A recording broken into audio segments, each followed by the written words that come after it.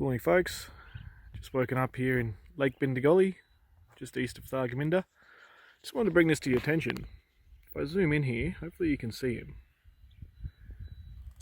There you go, one just flew out there. He's up here on the branch. These little budgerigars. Now, they're wild obviously.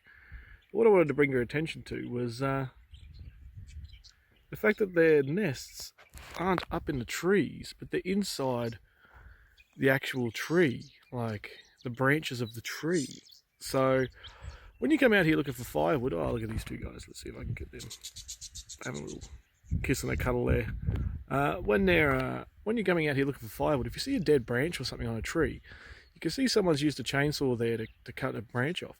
Just triple check that there's nothing living in the tree or on the tree. A lot of guys just come out here with their chainsaws and go, go at it with the chainsaw and be the man, so to speak.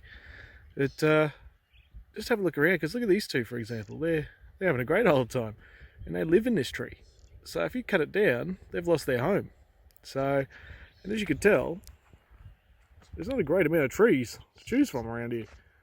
So always double check before you cut a branch off. I mean, these trees are relatively healthy, I think.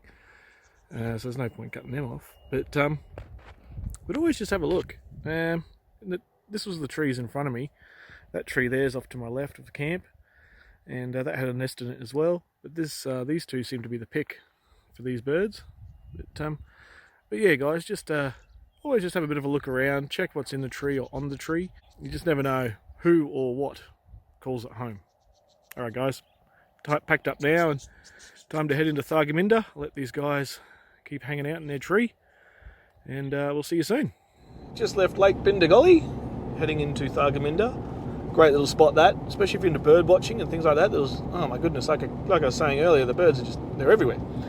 Anyway, about another 40 clicks into Thargomindah now, I should say. And that's sort of the last major stop. Well, it's really, it's the only, it is the last major stop.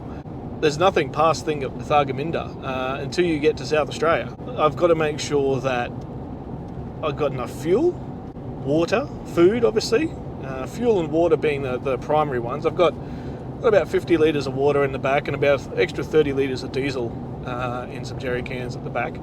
And the tank takes 80 litres, but with all the weight I'm carrying, with all the camping gear and everything, my fuel economy is shocking. So I'm finding if I hover around 90k an hour instead of hitting 100k an hour speed, my fuel economy rises a little bit, obviously. I'm going to go with that theory at the moment. But when I get into Thargomindah, pull up, have some brekkie, head into the cop shop. Now, I've got to go to the cop shop to find out if I can even go on this trip, because obviously with coronavirus going on at the moment, and with Queensland, the borders are shut.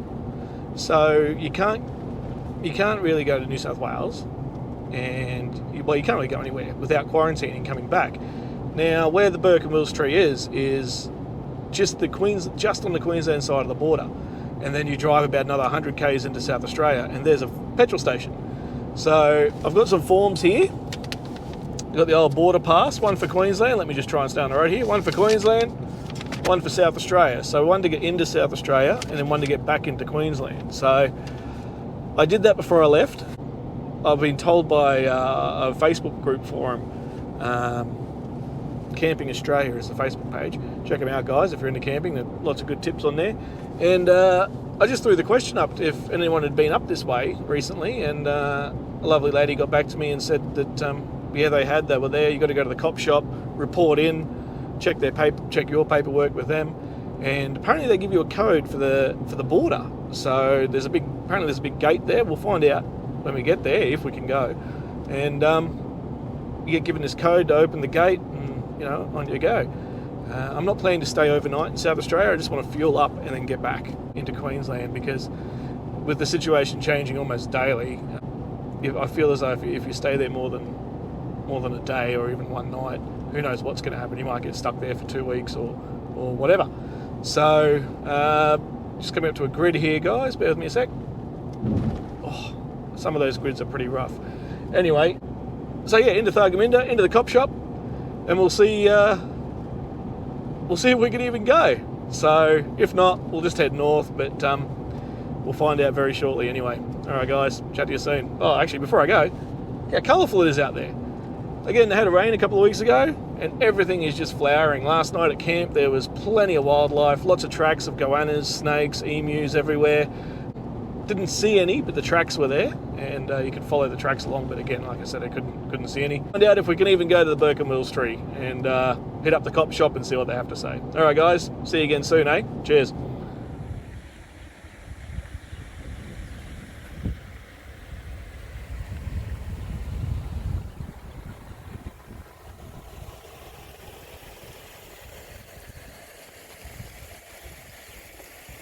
Now in Thargomindah. Just came across this old little historical house on the corner of the main street and thought we'd have a bit of a look around. Let's go see what's inside, eh? Very, very old house, obviously. Looks like it's been here forever. Here we go.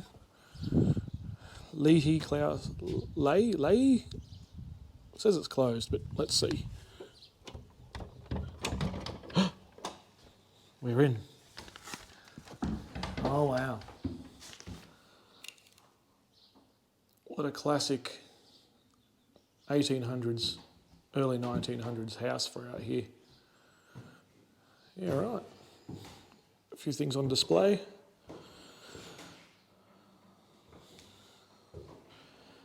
Horseshoes and irons and tins and all different sort of stuff. A gyrocopter rotor blade from the first Mad Max movie. That's pretty cool. And just to prove you that I'm not lying, there you go. Very cool. Bit of movie history in here. Some shots of the days gone by. That guy needs a lift kit. Very cool. Certificate of title for Sydney Kidman. Obviously the Kidmans owned at one stage most of Australia with pastoral land. And but these rooms are unbelievable. The whitewashed walls. They're relatively big. Probably about the same size as a modern sort of second bedroom. Very echoey though, nice floorboards.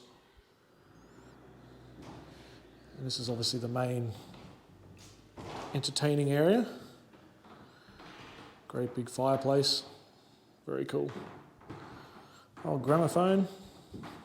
Some more history about John. Ended up being a politician, I believe. But spent most of his life in Windora and Thargomindah, from what I briefly know about him. But yeah, just thought I might show you this one, guys. Very cool. And there's one more room here. Ah, baby's room. Or a sitting room, perhaps. You know, a rocker chair in the corner. Fireplace. Very cool. Yeah, there you go, guys. A little bit of history, real history I call this, life history, how people lived. And that's what I like to learn about and see, how people actually lived. There you go. The Lee house. Close the door. Just like gates, guys.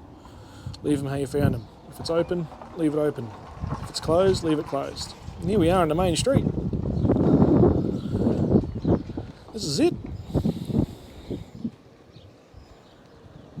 Main street of Thargomindah. Land Rover here. Pretty cool. Up that way is the Burke and Wills tree. And South Australia, essentially. Back that way is Cunnamulla and eventually Brisbane. Down there is the Balloo River. When that floods, it's pretty wild around here apparently. This is all part of the Balloo Shire Cunnamullas in the Paru Shire. Back down there is just the main caravan park of the area. But that's it, guys. 10 a.m. on a Sunday. Father's Day. Happy Father's Day, everybody. And that's all she wrote. Just fueled up. $1.52 a litre out here. About $40 for about 25 litres or so. You get that. And up there's where we're headed, guys. Birkenville Street. Just went into the cop shop and got as far as the front gate because it's Sunday and the cops don't work on Sunday, it seems. So I've got my passes and everything here. I wanted to check before heading off, but there's no one around.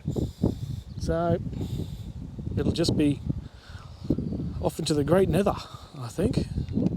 Let's see how we go. I'm going to jump on the two-way, and anyone who's coming the opposite way to me, I'm going to hit them up and ask and see what they say, if they've been out to the same area and if they have any information on it. But no dice with the cop shop.